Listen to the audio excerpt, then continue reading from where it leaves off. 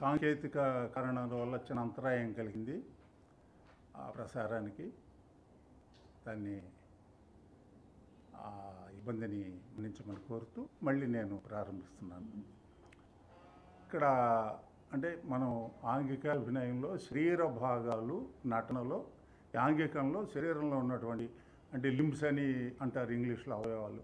అట్లాగే హెడ్, ఈ ఛాతీ, మెడ, నడుము, ఈ బుగ్గలు, ముక్కు పుటాలు, కళ్ళు, కనురెప్పలు, కనుబొమ్మలు, ఇవన్నీ కూడా ఆంగిక అభినయంలో భాగాలే. ఈ మొత్తంతో కూడా నటన కూడి ఉంటుంది. ఎందుకంటే మీకు తెలుసు అది ఇప్పుడు ఎవరన్నా వచ్చి మనల్ని ఏమంటే ఇక్కడ విడిపిఎస్ ప్రసాద్ గారు మీకు తెలుసా అని అడిగారు అనుకోండి, తెలియదండి అంటాం. ఇక్కడ మన అలవాటు. అదే ఇప్పుడు ఫారినర్స్ ఉంటారు, వాళ్ళని ఏదన్నా ఇట్లాగే అది ఇంగ్లీష్లో అవ్వచ్చు, అడిగా ఉంటాడు, ఐ డోంట్ నో అంటారు. ఆంగికం కొద్దిగా వాళ్ళది అదో అట్లా ఉదాలు ఎగరేచ్చి అవుతారు వాళ్ళు.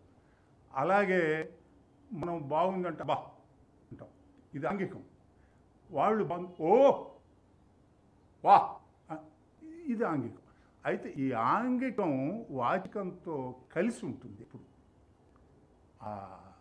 దానికి తగ్గ స్వరం వస్తుంది.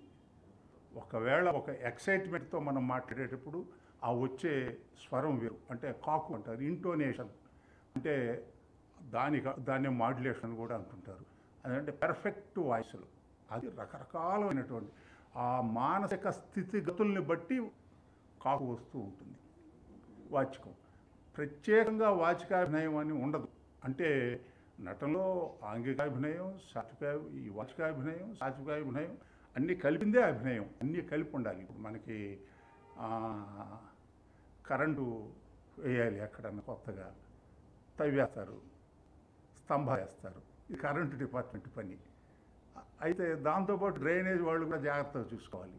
అంటే ఒకదానికి ఒకటి ఇంటర్లింక్ ఉంటుంది. ఆ వైర్లేసి లైట్ వెలిగినప్పుడే కరెక్ట్గా ఆ రోడ్డు సక్రమంగా ఉండవు. అట్లాగే నువ్వు ఓన్లీ ఆంగికం, ఓన్లీ వాచికం, ఓన్లీ ఇట్లా ఉండదు. నటన పరిపూర్ణంగా అన్నిటి యొక్క సమ్మిశ్రితం, ఆ మొత్తాన్ని కోఆర్డినేట్ చేసుకుంటూ యాక్టింగ్ అనేది వస్తూ ఉంటుంది.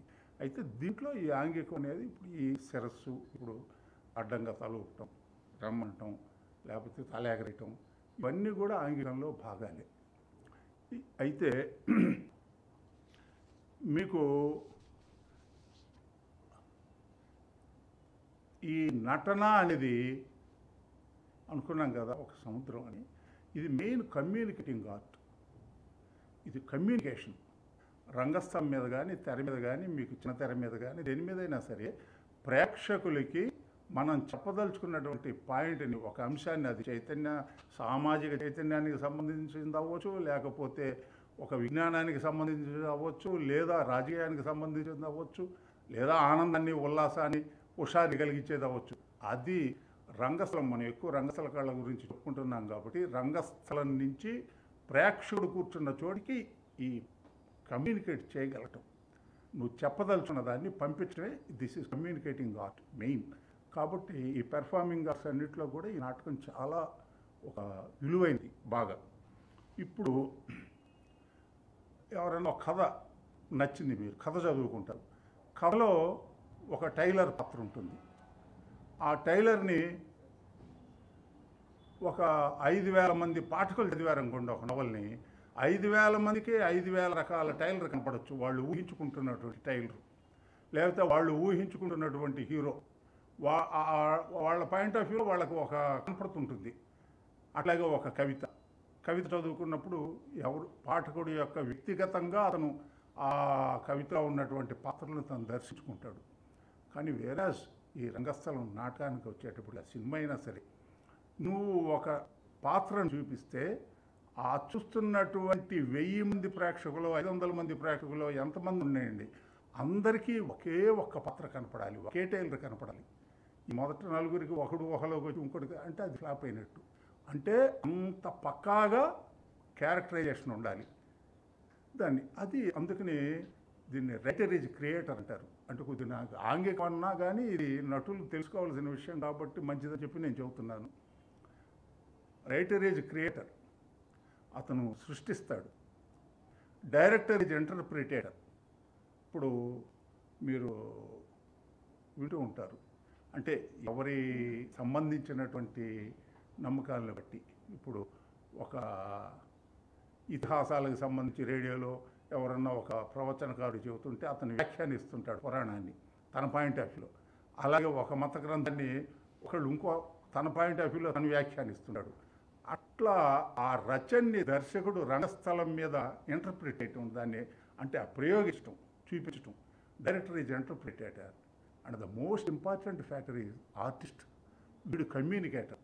ఈ సృష్టికర్త అయినటువంటి రచయిత యొక్క భావాన్ని, దర్శకుడి యొక్క మేధస్సుని, ఈ రెండింటినీ కూడా ప్రేక్షకుడు చూసేది కానీ, ఆనందించేది కానీ, అందుకునేది కానీ, అనుభవించేది కానీ నటుడి ద్వారానే. అందుకని నటుడి యొక్క పాత్ర చాలా ముఖ్యమైనది మిగతా వాటితో పాటు. అందుకనే అభినయం అనే దానికి అంత ఇంపార్టెన్స్ ఉంటుంది. నీ సినిమా అనుకోండి, అతను ఏఆర్ రెహమాన్ మ్యూజిక్ కొనండి, తమను కొట్టనివ్వండి, ఎవరు ఆ మ్యూజిక్ ఏదైనా తినివ్వండి, లేకపోతే డైలాగ్ ఎంత అద్భుతంగా రాయనివ్వండి, ఇంకోహాన్ని డైరెక్టరు, ఫోటోగ్రాఫర్ ఎంత, కానీ ప్రేక్షకులను చూసేది మాత్రం నటుడి ద్వారానే. ఆ మొత్తాన్ని ఆనందించేది నటుడి ద్వారా ఆనందిస్తారు. అలాగే రంగస్థలం మీద కూడా నటుడే కమ్యూనికేటర్. కాబట్టి ఈ నటు తన యొక్క నటనతో ఆకట్టుకునేట్టుగా ఉండాలి. అందుకని నటుడికి పరిశీలన అనేది చాలా ముఖ్యం. అది ఆంగికం అనివ్వండి, వాచకం అనివ్వండి, ఏదైనా రచయితకి, దర్శకుడికి ఎంత పరిశీలన ఉండాలో నటుడికి కూడా అంత పరిశీలన ఉండాలి. లోక వృత్తాన్ని అంటే లోకంలో జరిగే వాటిని పరిశీలించగలిగేటువంటి గుణం ఉండాలి. అందుకని కొంతమంది గొప్ప గొప్ప వాళ్ళు రాసినటువంటి నాటకానికి సంబంధించిన వాటిల్లో యు జస్ట్ బిహేవ్ అంటారు. క్యారెక్టర్ బిహేవ్ చేయమంటారు. ప్రవర్తించు, ఆ క్యారెక్టర్ లాగా నువ్వు ప్రవర్తించు. అది అప్పుడు ఏంటంటే అప్పుడు ఆ మానసిక స్థితిని అభినయించడం, పాత్ర యొక్క మనోభావాల్ని, ఆ పాత్ర పడే దుఃఖాన్ని కానీ, పాత్ర పడే ఆవేదనని కానీ, ఆ పాత్ర అనుభవించేటువంటి సంతోషాన్ని కానీ, లేకపోతే ఆ కోపాన్ని కానీ, జుగుప్సని కానీ, ఇది అభినయం ద్వారా తెలియజేసేటప్పుడు ఈ వాచకం, ఆంగికం కూడా నటన పరిపుష్టం అవడానికి, సక్సెస్ అవడానికి దోహదం చేస్తూ ఉంటాయి. అయితే నటన ఒకటే. ఇప్పుడు 7 రంగులు కలిస్తే తెలిపేలా వచ్చింది 100 వర్ణమాలని ఎలా అంటారు. ఈ నాటకాన్ని చాక్షుష క్రతువు అన్నారు మన వాళ్ళు లాక్షణికులు. అంటే కళ్ళతో జరిగే యజ్ఞం. అటు ప్రేక్షకుడు, ఇటు నటు, ఈ మొత్తం కళ్ళు ఒక మహాయజ్ఞం జరుగుతూ ఉంటుంది. అందుకనే నాటకాంతి సాహిత్యం అన్నారు. సాహిత్యంలో చివరిదైనటువంటి అంటే లాస్ట్ స్టైర్ నాటకం. కాబట్టి ఆ నాటకంలో నటుడి యొక్క ప్రాధాన్యత చాలా ఉంటుంది.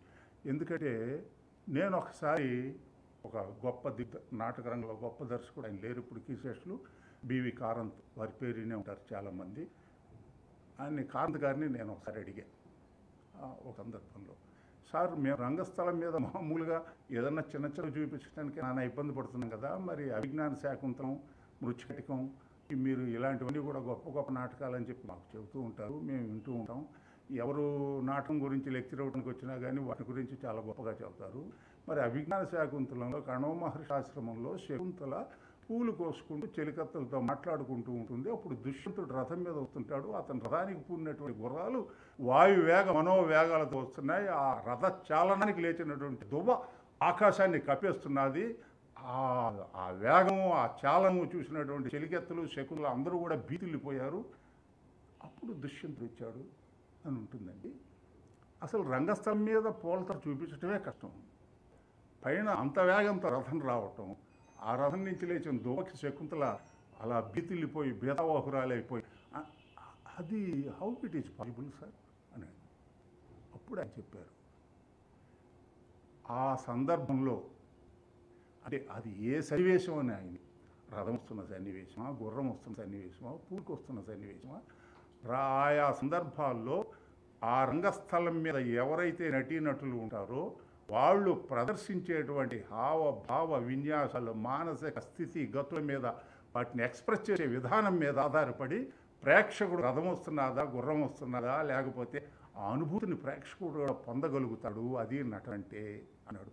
దీనికి ఆంగికం, వాచికం, సాత్వికం అన్నీ కూడా మొత్తం అన్నీ కలిస్తేనే నటన అవుతుంది. ప్రత్యేకంగా దీనికి సపరేట్గా ఉండదు. కాకపోతే ఏంటంటే మనం ముందే అనుకున్నాం, పో అని అనలేం కదా, పోనప్పుడు ఎవరైనా సరే పో అని అంటారు, రా అంటే రానే పిలుస్తారు, తలకాయ ఊపుతారు. ఇలా ఈ ఈ శరీరంలో ఉన్నటువంటి వివిధ భాగాలతో అంగాలతో చేసేటువంటిది ఆంగికాభినయం కింద వస్తుందనేది మామూలుగా ప్రాథమికమైనటువంటి ఒక ఆంగికంలో ఉండేటువంటి ఇది ఆ గీచర్స్. దాంట్లో మీకు ఒక సుప్రసిద్ధమైనటువంటి నాట్యశాస్త్రంలో రాసినటువంటి ఒక చిన్న శ్లోకం కానీ సూత్రం కానీ ఉంటుంది. నయో అనురూప ప్రథమస్తు వేష అంటే కత్తిని తీసాం, లైట్స్ ఆన్ అయినాయి, పాత్ర రంగస్థలం మీదకి వచ్చింది, ప్రేక్షకుడు మొట్టమొదటి చూసేది వేషాన్ని. నయో అనురూప ప్రథమస్తు వేష, ఆహార్యం, వాడి ఆకారాన్ని చూస్తాడు, వయసుకు తగ్గ వేషం. ఒక వ్యారియర్ ఎలా ఉంటాడంటే అలాగే ఉండాలి, చూడంగానే ముందు దృష్టి పడిపోవాలి. ఒక చక్రవర్తి, ఒక సైనికుడు, ఒక బంటు, ఒక వృద్ధుడు, ఒక బాలుడు అంటే ఆ వయసుకు తగ్గటువంటి ఇది. ఆ తరువాత వేషను రూపేణ గతి ప్రచారం అంటాడు. ఆ వేషం చూసిన తర్వాత గతి, ఇది ఆంగికం అంటే గతి ప్రచారం. వాడి నడక, ఆ చేతులటం కానీ, ఉంచోటం కానీ, టీవీ కానీ, ఆ కట్టి ప్రదేశం, వాడు నడవటం, ఇదంతా కూడా రెండవది దాన్ని అనుభవిస్తాడు ప్రేక్షకుడు. ఆ తర్వాత గతి ప్రచారానుగతం చ పాఠ్యం. ఈ మూమెంట్ అయిపోయిన తర్వాత పాఠ్యం అంటే వాచికం, డైలాగ్. అతను మాట్లాడేది, ఎవరక్కడ, ఒక మహారాజు అయితే అంటాడు, బాబుగారు అంటాడు, మామూలు. నువ్వు వేసే వేషాన్ని బట్టి నీ డిక్షన్ వస్తుంది, దట్ ఈస్ మాడ్యులేషన్. ఆ వాచికం, కాకుస్వరం రావాలి. ఒక ప్రియుడు లోపల అంటాడు తెల్లిగా చక్కగా, మరి అమ్మ నాన్నకి వినపడకూడదు, అట్లాగే వస్తే. అందుకని వాడి వేసిన వేషం, వాడి ఆహార్యం, వాడి రూపం మొట్టమొదటి కనపడుతుంటుంది. ఆ తర్వాత వాడికి ఆంగికం, ఆ నెక్స్ట్ వాడి పోస్చర్స్, వాడి గెస్చర్స్, వాటిని చూస్తారు. ఆ రెండు అయిపోతాయి. అందుకంటే ముందు చూపెళ్తుంది. మీకు చూడండి, మెరుపు తర్వాతే ఉరుము వినపడుతుంది. ఇప్పుడు మనకి ప్రకృతి అంటే నిన్న మొన్న వానలు పడుతున్నాయి కాబట్టి అందుకు నేను చెబుతున్నా. ముందు కన్ను చూస్తుంది మెరుపు, తర్వాతే ఉరుము, శబ్దం వినపడుతుంది. అందుకని వాడు పాత్రధారి రంగస్థలం మీదకి వచ్చి అతని గతిచాలనం అంటే ఆంగిక అభినయం, అతను అలా చూసినా చెయ్యిలా అన్నా, లేకపోతే ఇలా అన్నా అయ్యాక వాచ్యం వస్తుంది. అతను మాట్లాడే మాటను బట్టి దాన్ని ప్రతిష్ఠితం చేయాలి. ఈ మూడు పాఠ్యానురూపో అభినయశ్చ కార్య అంటే ఇవన్నీ అయిపోయిన తర్వాత సాత్విక అభినయం అని ఉంటుంది. అంటే పాత్ర యొక్క మానసిక స్థితిని మనం ఒక్కొక్కసారి అంటే ఒక విభిన్నమైనటువంటి సందర్భాలని, సంక్లిష్టమైనటువంటి అంటే చాలా ఇబ్బందికరమైన పరిస్థితులను ఎదుర్కొంటుంటారు మనుషులు. ఒక ఆఫీసర్ దగ్గర క్లర్క్ కానీ, ఒక యజమాని దగ్గర నౌకరు కానీ, లేకపోతే భార్య దగ్గర భర్త కానీ, తండ్రి దగ్గర పిల్లలు కానీ, లేకపోతే తల్లి దగ్గర కానీ, ఇలా సామాజికులు రకరకాల సంబంధాలు. ఆ సందర్భాల్లో వాళ్ళు పొందేటువంటి మానసిక వేదన ఉంటుంది. అవమానము, కోపము, బాధ, దుఃఖము, సంతోషము. ఈ మానసిక అయినటువంటి అభినయం ఉంది చూసారా, దీన్ని సాత్విక అభినయం అంటారు. అంటే మానసిక వృత్తుల్ని చూపించగలిగేది. అందుకే ఆ కళతో, ఆ యాక్టింగ్, ఈ ఆంగికం, వీటన్నిటికంటే కూడా ఆ సునిశ్చితమైనటువంటి చాలా లోపల పాత్ర మనోగతమైనటువంటి భావాల్ని, మానసిక స్థితిగతుల్ని ఆవిష్కరించేదే సాత్విక అభినయం. The most important. యాక్టింగ్లో ఒక నటుడు వీటన్నిటికంటే కూడా డామినేట్ చేసే అంశం అది సాత్విక అభినయం. ఆ తర్వాతే ఏదైనా సరే, ఇప్పుడు ఒక పోలీస్ ఆఫీసరు కింద మామూలు కానిస్టేబుల్ ఆఫీసరు మరి సీఎం దగ్గరికి వెళ్ళినప్పుడు ఇంకో రకంగా ఉంటాడు, కానిస్టేబుల్ దగ్గర ఒక రకంగా ఉంటాడు. ఈ వేరియేషన్, ఇది పాత్ర, ఆ సందర్భాన్ని బట్టి పాత్ర దీన్ని చేయటం ఇదేనంటారు. అయితే ఇవాళ మనకి నాటకంలో కొద్దిగా ఓవర్గా అంటే కొద్దిగా ఎక్కువగా ఉంటుంది. అబ్బా డ్రామా యాక్టింగ్ చేస్తున్నాడు రా, మరీ టూ మచ్ యాక్టింగు అని అంటారు. అంటే ఇవాళ ఉన్నటువంటి సాంకేతిక ప్రగతి, లైటింగ్ కానీ, మైక్ సిస్టమ్ కానీ, మీకు రకరకాలైనటువంటి ఇవాళ ఉన్నటువంటి ఆ సాంకేతిక ప్రజ్ఞ వల్ల పూర్వం నటించవలసినంత తీవ్రస్థాయి మోతాదులో ఆంగికంగాని వాచికంగాని ఉండాల్సినటువంటి అవసరం లేదు. అంటే మామూలు న్యాచురల్ యాక్టింగ్ అంటారు, అంటే క్యారెక్టర్ బిహేవ్ చేయటం దాంట్లో కూడా. అయితే ఇక్కడ మీకు ఈ realistic theatre, non realistic theatre అని ఉంటాయి. అంటే న్యాచురల్ థియేటరు అన్న ఇప్పుడు మనం కాఫీ తాగండి అని ఇలా ఇస్తాం, కప్పు లేదు, కాఫీ ఉండదు, అతను తీసుకుంటాడు, జాగ్రత్తగా తాగుతుంటాడు. ఇది ఆంగికమే. అంటే ఆంగికం కోసం అని చెప్పి నేను ఈ పాయింట్ చెప్పి చెబుతున్నా. అక్కడ కప్పు లేకపోయినా ప్రేక్షకుడు అతను కాఫీ ఇచ్చాడు, ఇతను కాఫీ తాగుతున్నాడు అన్నదాన్ని ప్రేక్షకుడు ఫీల్ అవ్వగలుగుతాడు. అది నాట్యధర్మి అంటారు. అంటే నాటకం కోసం కొన్ని రిజర్వేషన్స్ ఉన్నాయి. అంటే ప్రేక్షకుడు అంగీకరిస్తాడు. సినిమాలో అయితే అంగీకరించడు.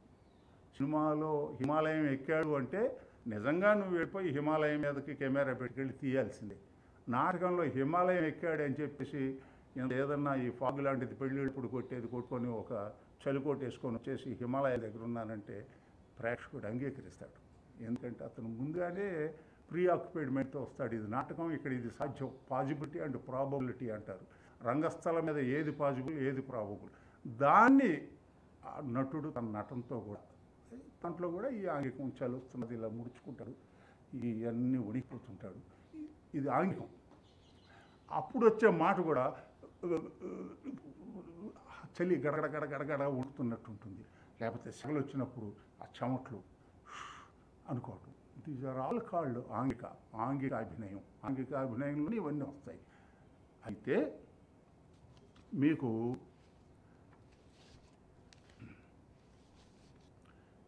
ఈ అన్ని అభినయాలకి సాత్విక అభినయమే గొప్పది. ఆంగిక అభినయం, వాచిక అభినయం కన్నా అంటే అవి ఒకదానికొకటి కోఆర్డినేట్ చేసుకోవాలి.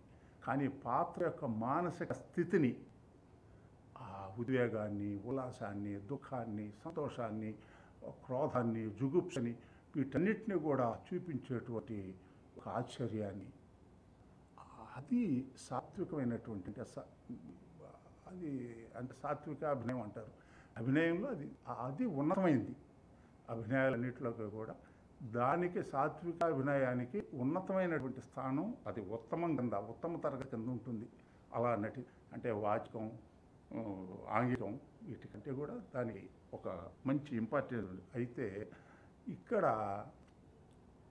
ఒక చిన్న ఇది ఉంటుంది. ఈ రంగస్థలం స్టాటిక్గా ఉంటుంది.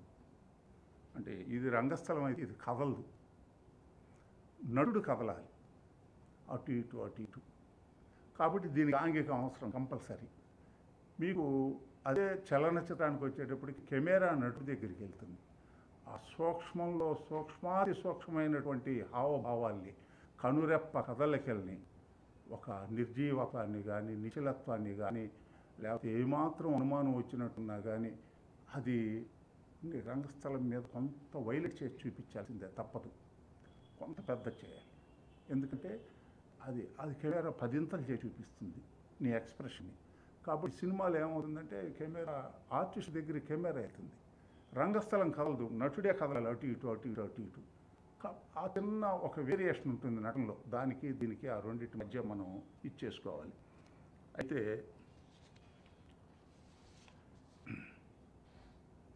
మనకి ఈ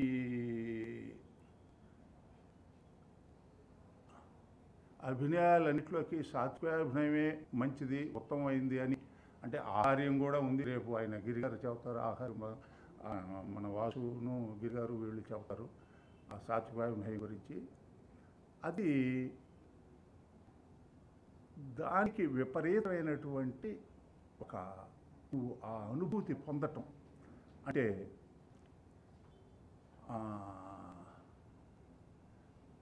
ఈ బాహ్య చేతన అంటే మనకి బయటికి కనపడే కాన్షియస్నెస్, ఇది మామూలుగా మన లీనమైపోయి ఉంటాడు పాత్రలో, అంత చేతన ఉంటుంది సబ్ కాన్షియస్. అది మాత్రం నటుడు చాలా యాక్టివ్గా ఉండాలి రంగస్థలం మీద. దాన్ని బట్టే ఏదన్నా గొంతు ఇసుకినా లేకపోతే తన్నినా కొట్టినా ఈ ఆంగికంలో జరిగేటువంటి అన్నిటి కూడా నటుడు అరే జీవించాడు అంటారు. నిజంగా జీవిస్తే చంపేస్తాడు. కానీ అలా భ్రమింపజేయగలగాలి. అది నాటకం, దాని నటన యొక్క కనీస ధర్మం అది. అలా అయితే ఇప్పుడు ఆంగికాభినయం, వాచికాభినయం, సాత్వికాభినయం సమానం ఉన్నాయనుకోండి, అది ఒక మధ్యస్థ నటన. సాత్వికాభినయం డామినేట్ చేసిందనుకోండి, లేదా సాత్వికాభినయం డామినేట్ చేసిందనుకోండి, బాగా పర్ఫెక్ట్గా ఉందని, అది ఉత్తమ తరగతి నటన. వాచకం, ఆంగికం, సాత్వికాభినయం మూడు కూడా ఒకే స్థాయిలో ఉంటే అది మధ్యమ తరగతి నటన. అలా కాకుండా ఆంగికం, వాచకం ఇది అరవటం ఇవే ఎక్కువగా ఉండే సాత్వికత లేకపోతే అది అధమ స్థాయి నటన. ఖచ్చితంగా అది హై గ్రేడ్ యాక్టింగ్ అవుతుంది. చాలా లో గ్రేడ్ యాక్టింగ్లోనే మామూలుగా ఉంటుంది. దాన్ని గొప్ప నటన అని చెప్పి అని అనరు.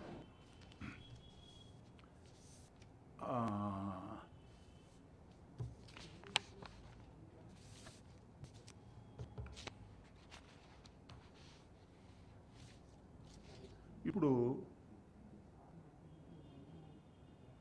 మీరు ఒక ఎందుకు రమ్మన్నారు అని ఒక మాట, చిన్న మాట తీసుకుందాం అనుకోండి. మనం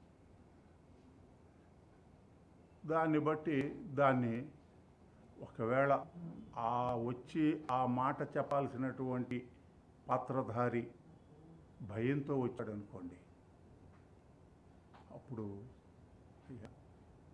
ఎందుకు రమ్మన్నారండి అంటాడు. ఆ భయాన్ని చూపిస్తాడు.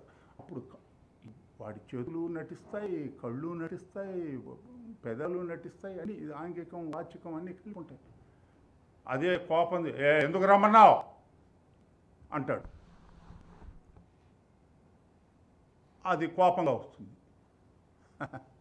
ఏం సార్, ఏంటి రమ్మన్నారు, ఎందుకు, చిన్న వ్యంగ్యం ఉంటుంది. ఇలా అంటే ఒకే భావాన్ని ఎందుకు రమ్మన్నారు, కొద్దిగా ఆశ్చర్యం ఉంటుంది. ఎందుకండి రమ్మంటారు ఊరినే, చిన్న విసుగు ఉంటుంది. ఇలా ఆ పాత్ర దీన్ని చెప్పేటప్పుడు రకరకాల భావాల్ని, రకరకాల దానికి ఆంగికం ఖచ్చితంగా కనెక్ట్ అయి ఉంటుంది. అది మరి ఆంగికం అంటే అంతకంటే ఇప్పుడు ఎందుకంటే విపరీతంగా దానికి ఛాతి ఒకవేళ పరిగెత్తుంటూ వచ్చాడు, ఎక్కడి నుంచో భయంతో పరిగెత్తుకు వచ్చాడు, లేకపోతే ఒక గొప్ప ఆపద గురించి ఇంకో పాత్రకి చెప్పడానికి వచ్చాడు. ఆ వచ్చినప్పుడు ఆ ఉచ్ఛ్వాస నిశ్వాసాలు, ఆ ఛాతి, ఇది కూడా ఆంగికంలో భాగమే. నటనలో, ఆంగికాభినయంలో ఇది ఒక భాగం. అలాగే అని అంటుంటారు. ఇలా ఆ సన్నివేశాన్ని బట్టి, పాత్రను బట్టి, పాత్ర ధర్మాన్ని బట్టి ఈ ఆంగిక అభినయంలో కూడా చిన్న చిన్న తేడాలు ఉంటూ ఉంటాయి. ఎందుకంటే ఇప్పుడు మీకు ఒక దీనికి సంబంధించినటువంటి అంటే ఈ ఎఫెక్షన్స్, ప్రేమలు, ఆప్యాయలు అంటే జీవన తాత్వికత తెలియకుండా మామూలుగా ఈ బంధం గట్టిగా ఉన్నటువంటి చోట అక్కడ ఏదన్నా మరణం సంభవిస్తే గుండెలు బాదుకుని ఏడుస్తారు, అయ్యా కొడుక చచ్చిపోయావా, నాయన చచ్చిపోయావా. అదే మీకు కొద్దిగా అంటే చాలామంది చాలా రకాలుగా చూసుంటారు. సంజయ్ గాంధీ అని ఇందిరాగాంధీ అబ్బాయి విమాన ప్రమాదంలో చచ్చిపోయినప్పుడు ఇందిరాగాంధీ గారు అక్కడ విమాన ప్రమాదం జరిగిన చోటుకి వెళ్ళింది. జస్ట్ ఎందుకు వెళ్ళింది, నో ఎక్స్ప్రెషన్, చూసింది కాముకు వచ్చేసింది. అంటే ఇప్పుడు ఒకవేళ అలాంటి పాత్ర నటి ప్రదర్శించాలనుకోండి, అక్కడ అలా ఉంటుంది ఆ ఏడుపు. అదే ఒక మామూలు ఈ బంధాలు, ఈ ప్రేమలు ఇవి ఉండి రోజు ఇది ఉండి అయ్యో మరణాన్ని ఒక మరి అది ఎడబాటు తప్పదు కదా, అప్పుడు వచ్చే రోదన వేరుగా ఉంటుంది. కాబట్టి దీనికి మళ్ళీ ఇందాక చెప్పుకున్నాం, మళ్ళీ మొదలుకు వస్తుంటుంది పరిశీలన. ఇవన్నీ ఈ లోకవృత్తం, లోకంలో మనం మన సంబంధాలు ఎలా ఉంటాయి, మన ప్రవర్తన ఎలా ఉంటుంది, మనం వాళ్ళతో ఎలా ప్రవర్తిస్తాం, వీళ్ళతో ఎలా ప్రవర్తిస్తాం, ఈ పరిశీలన అంతా కూడా అటు రచయితకి, ఇటు నటుడికి, దర్శకుడికి అందరికీ కూడా ఆ పరిశీలన అనేది చాలా ముఖ్యమైనటువంటి విషయం.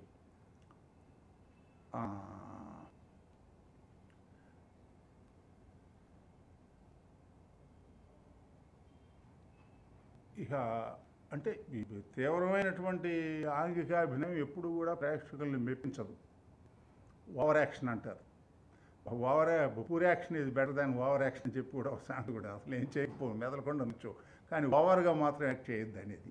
అంటే అది ఆ సందర్భాన్ని బట్టి దానికి అవసరమైతేనే తప్ప చేయకూడదు.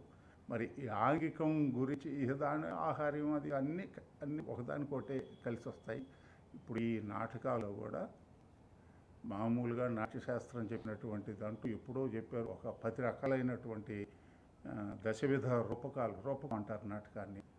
నాటకము, ప్రకరణము, అంకము, వ్యాయోగము, సమవాకారము, ప్రహసనము, వీధి, బాణము, డిమము, ఈహామృగము, ఇంకేదో మరి 9వ చెప్పాను. ఈ 10 దశరూపకాలు ఈ 10 ఉంటాయి. దీంట్లో ఒక్కదానికి ఒక్కొక్క లక్షణం ఇచ్చారు. ఇప్పుడు రేపు వీళ్ళు దీని తరఫున ఏకపాత్ర విచిత్ర వేషాలను ఏదో జరుగుతున్నది, ఒకటి కాంపిటీషన్ ఉంది. ఈ బాణము అనేది దశవిధ రూపకాల్లో అప్పుడే రాసిపెట్టారు. అంటే ఒకే ఒక్క పాత్ర ఉంటుంది బాణము అనేదంటూ. ఒక్క పాత్రే రంగస్థలం మీద నడుస్తుంటుంది. ఆ పాత్ర కనపడని మరో పాత్రతో మాట్లాడుతూ ఉంటుంది, అనేక పాత్రలతో కనపడదు.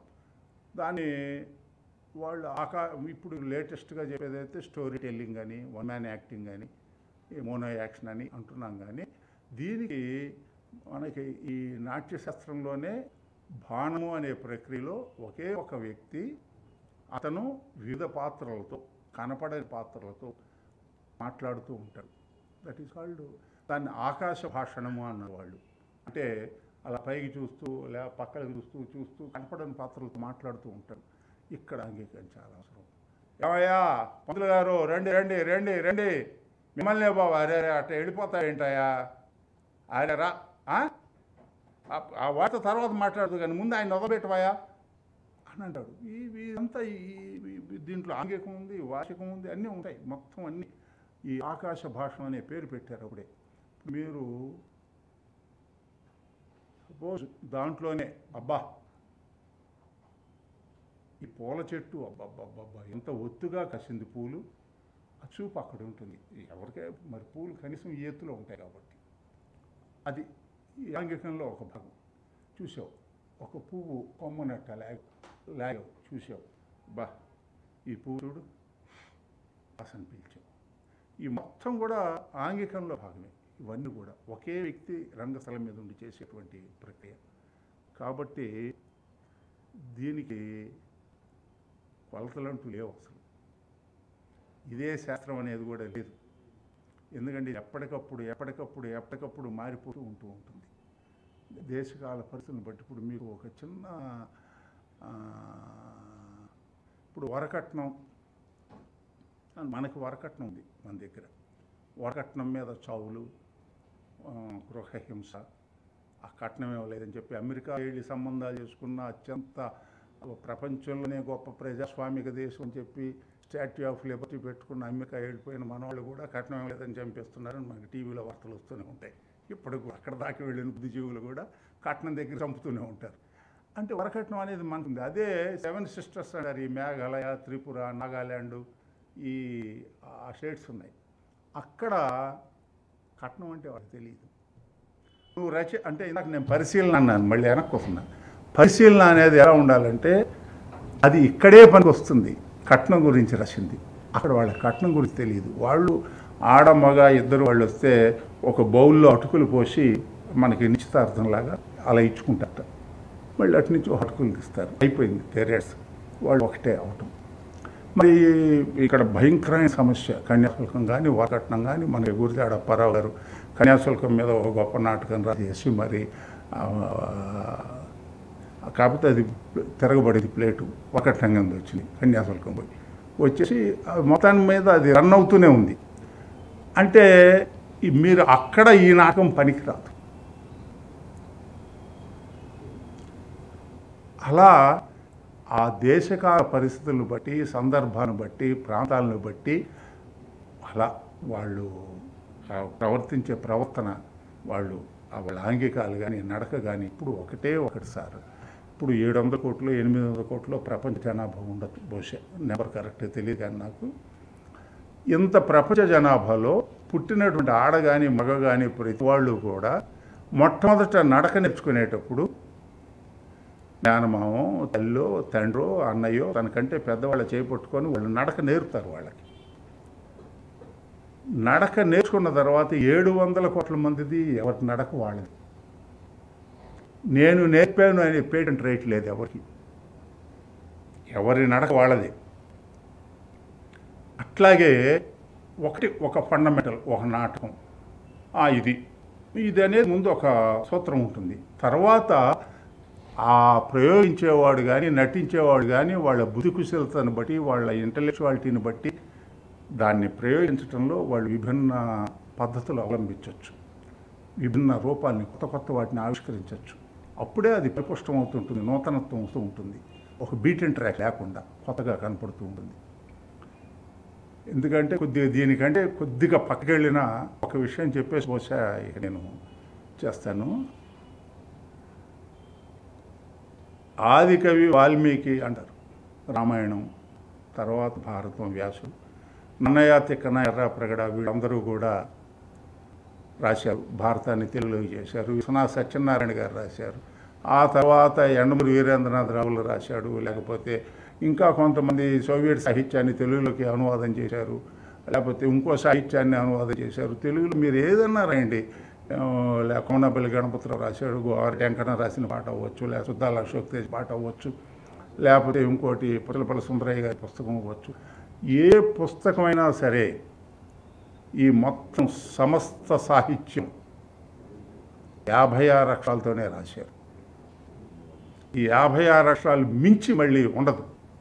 ఈ మొత్తం కూడా ఈ 56 ఈ అక్షరాలు, ఈ 56 అక్షరాలే ఉంటాయి. అయితే ఏ అక్షరం వెనక ఏ అక్షరం, దేని పక్కన ఏ పదం దేనికి, అయ్యా మహానుభావుడు రాజుగారు వారి పాదాల దగ్గర మీరు ఉండాలి అనేది 56 అక్షరాలతోనే రాశారు.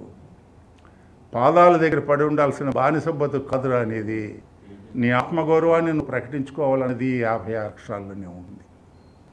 అంటే నువ్వు ఎందుకు రాస్తున్నావు, ఎవరి కోసం రాస్తున్నావు, ఎవరి దగ్గర చూపిస్తున్నావు. అట్లాగే నటన కూడా నువ్వు ఎవరి కోసం నటిస్తున్నావు, ఎవరి దగ్గర నటిస్తున్నావు, ఏమిటి నువ్వు, ఎందుకు అనేది. నటన ఒకటే అయితే నీ చైతన్యాన్ని బట్టి దాన్ని బట్టే ఉంటుంది. అలాగే ఈ ఆంగికం అవనివ్వండి, వాచికం అనండి, అచ్చగా వాచికం అనేది ఒక్కటే ఒక రేడియో మాధ్యమంలోనే వాచికం ఉంటుంది. మిగతా వాటిల్లో అన్నీ కలిసే ఉంటాయి. ఒక గుండె, ఊపిరితిత్తులు, ఎవరు కలిపి ఎలా అయితే ఒక సమన్వయంతో పనిచేస్తుంటే మనిషి ముందుకు వెళ్తాడో, మన శరీరం ఆరోగ్యం ఎలా ముందుకుంటుందో, ఈ వాచికాభినయం, ఆంగికాభినయం, సాత్వికాభినయం, ఈ మేకప్ అన్నీ కలిసి ఇవాళ ఉన్నటువంటి సాంకేతిక ప్రజ్ఞలో లైటింగు, మ్యూజిక్ అన్నీ కలిసి ఇవన్నీ కలిపి మొత్తం ఈ సమాహార కళ, ఇంటిగ్రేటెడ్ ఆర్ట్ ఈ నాటకం అనేది. కాబట్టి ఆంగికం దాని ప్రాధాన్యత దానికి ఉంది. అయితే అభినయాలు అన్నింటిలో అన్నీ కలిస్తేనే అభినయం. ఈ వాచికాభినయం, ఆంగికాభినయాల కల్లా కూడా సాత్విక అభినయం అనేది ఉత్తమోత్తమైనటువంటి అభినయం. అది పాత్ర యొక్క మనస్తత్వాన్ని, మానసిక స్థితిని తెలియజేసేది. ప్రేక్షకుడు సంమోహితుడయ్యేది మాత్రం దానికే. ఈ ఆంగికం కాసేపు హుషారిస్తుంది, కానీ ఆ ఉత్తమైనటువంటి నటన మాత్రం సాత్వికాభినయం. కాబట్టి ఇంతవరకు నా అనుభవంలో నేనుగా తెలుసుకున్నవి నేను చెప్పాను. నమస్కారం. సార్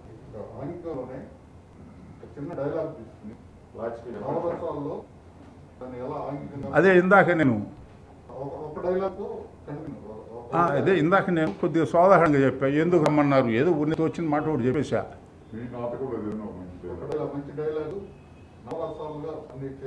అంటే నవరసాలు అదే తెలుగు సినిమా లాగా అవుతుంది. దాంట్లోనే డ్యూయట్ ఉండాలి, దాంట్లోనే కామెడీ ఉండాలి, అది ఉంటాయి ఆ సందర్భాన్ని బట్టి. ఇప్పుడు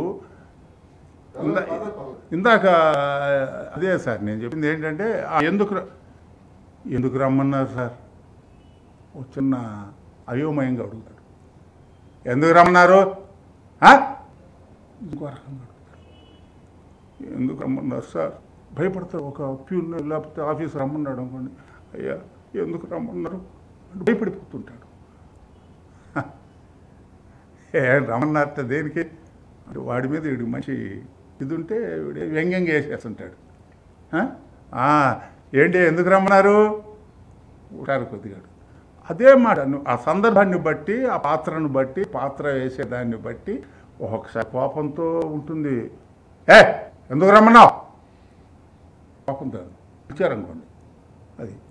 అదే ఏదో నాకు ఒక లప్పకి ఇవ్వబోతున్నాడు, లేకపోతే యజమానికి ఇచ్చాడు, అయ్యా ఎందుకు రమ్మన్నారయ్యా అని అడుగుతాడు.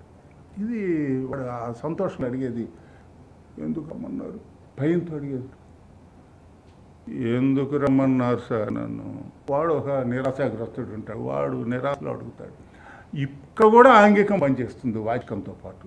అయితే కాకు అనేది ఇక్కడ వాచకంలో ఇంటోనేషన్, పాత్ర ఆ సందర్భంలో ఆ స్వరం ఎలా పలుకుతుంది అది మాడ్యులేషన్ అని అంటుంటాం మనం జనరల్గా. కానీ ఆ కాకు స్వరం అంటారు దాన్ని. కరెక్ట్ స్థాయిలో ఉన్నప్పుడే ఆ స్వరం కరెక్ట్ అదే దీంట్లో వస్తూ ఉంటుంది డైలాగ్. అది ఈ ఆంగికం, ఈ సాత్వికం అనేది ఆ పాత్ర మానసిక స్థితిని తెలియజేసేటువంటి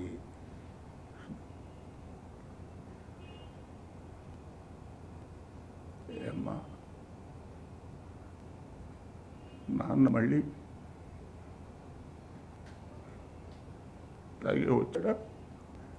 వాడు ఇంట్లో అనుభవించిన వాడు నువ్వు ఎక్కడో నువ్వు క్యాచ్ చేసుకోవాలి పాయింట్ని. అది పరిశీలన అన్నది. అందుకే నువ్వు ఈ స్థితిని ఎక్కడో ఒక చోట నువ్వు అబ్జర్వ్ చేసే ఉండాలి, లేదా నీ సొంతంగా నువ్వు అనుభవించిన స్థితి అయ్యన్న ఉండాలి. దాన్ని ఆపాదించుకోవాలి నటుడు.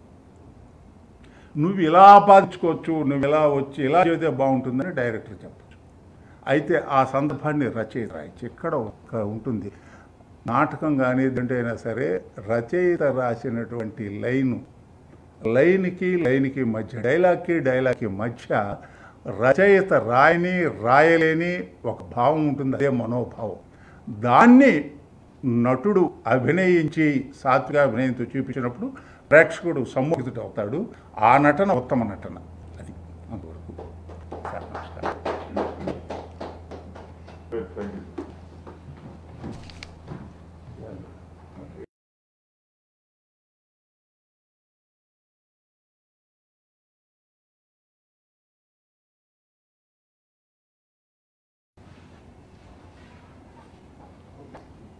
ఇప్పటి వరకు మీరు జాష్వా సాంస్కృతిక వేదిక మరియు తెలుగు షార్ట్ ఫిల్మ్ అసోసియేషన్ నిర్వహిస్తున్నటువంటి షార్ట్ ఫిల్మ్ మేకింగ్, నటన, మేకప్ వీటి మీద జరుగుతున్నటువంటి వర్క్షాప్ భాగంగా 5వ రోజు ఆంగికం అనే సబ్జెక్ట్ మీద ప్రముఖ రంగస్థల నటులు, రచయిత, దర్శకులు, సినీ నటులు అయినటువంటి శ్రీ వైఎస్ కృష్ణేశ్వరరావు గారి చేత ఎన్నో మంచి విషయాలని మనకి తెలియపరిచినటువంటి వైఎస్ కృష్ణేశ్వరరావు గారికి మన జాష్వా సాంస్కృతిక వేదిక మరియు తెలుగు షార్ట్ ఫిల్మ్ అసోసియేషన్ తరపున వారికి ధన్యవాదాలు తెలియజేస్తున్నాం.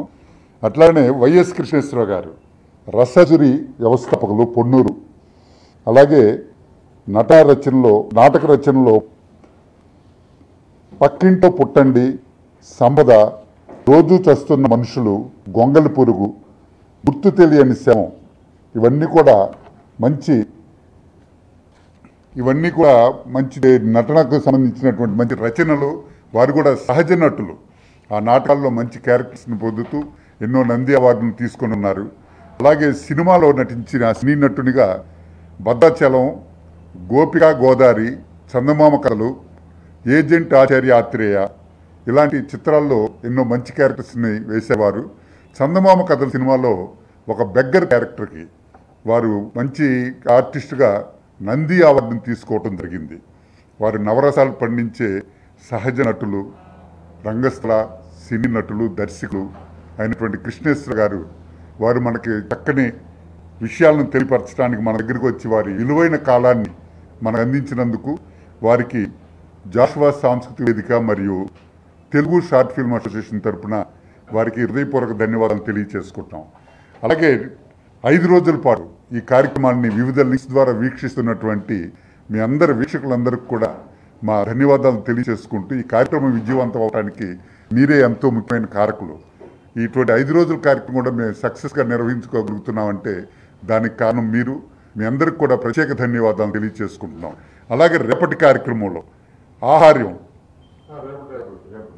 అభినయం, రేపటి కార్యక్రమంలో అభినయం ఆర్ వాసుదేవరావు గారు నటులు, దర్శకులు వారు కూడా ఈ అభినయం గురించి మనకి చక్కని విషయాలను వివరించడానికి వారు కూడా మాకు అందుబాటులో ఉన్నారు. రేపటి కార్యక్రమాన్ని కూడా రేపు సాయంత్రం 5 గంటలకు ప్రారంభమయ్యేటటువంటి రేపు కార్యక్రమాన్ని మీరందరూ కూడా వివిధ లింక్స్ ద్వారా వీక్షించి ఆ కార్యక్రమాన్ని కూడా విజయవంతం చేస్తారని ఆశిస్తూ జాషువా సాంస్కృతిక వేదిక మరియు తెలుగు షార్ట్ ఫిల్మ్ అసోసియేషన్ తరఫున ధన్యవాదాలు.